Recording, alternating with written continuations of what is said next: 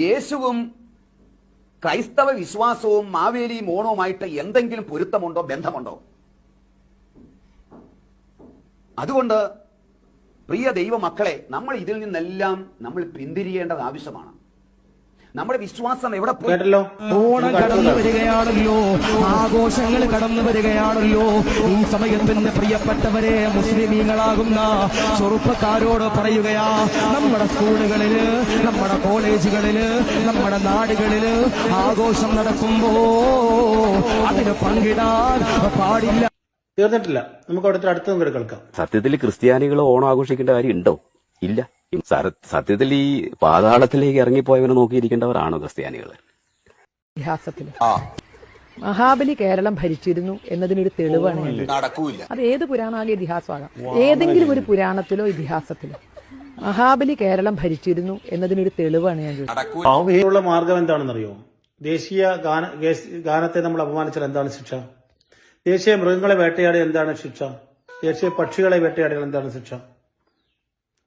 എന്തുകൊണ്ട് ദേശീയ ഉത്സവത്തിൽ സ്വയം പങ്കെടുക്കുകയോ പങ്കെടുക്കാതിരിക്കുകയോ ചെയ്യാം.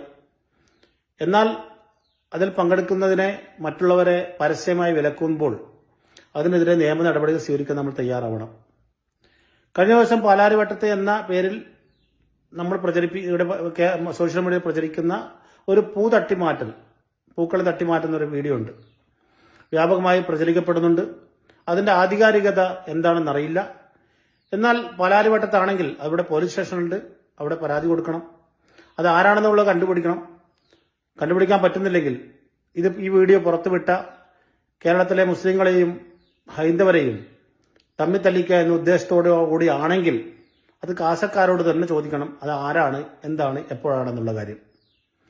എന്നാൽ ഇതിനൊക്കെ മറുപടി നിയമപരമായി നടക്കുന്നില്ലെങ്കിൽ പിന്നെ മാവേലി തന്നെ അതിന് മറുപടി കൊടുക്കേണ്ടി വരും.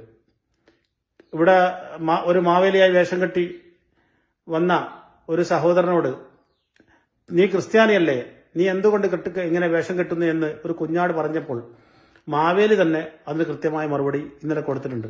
നമുക്ക് അതുകൂടി കണ്ടു നോക്കാം.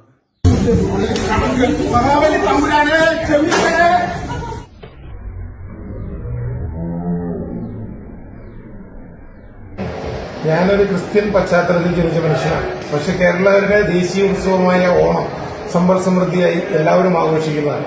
പക്ഷെ ഒരു വർഗീയവാദി എന്റെ ചെവിയിൽ വന്ന് പറഞ്ഞു, നീ ഒരു ക്രിസ്ത്യാനിയല്ലേ, നിനക്ക് നാണമിന്റെ മഹാബലിയുടെ വേഷം കിട്ടാൻ. നമ്മൾ ക്രിസ്ത്യാനികൾ ഇത്തരം ആഘോഷങ്ങളിൽ പാടില്ല. ഇതുപോലെ പല മതങ്ങളും അവരുടെ മതത്തിന് വേണ്ടി ഇത്തരം വർഗീയത പ്രചരിപ്പിക്കുന്നുണ്ട്. അത്തരത്തിലൊരുത്തനെ എന്റെ കയ്യിൽ കിട്ടിയപ്പോൾ അവനെന്റെ ചെവിയിൽ പറഞ്ഞത് എടുത്തിട്ട് പെരുമാറി.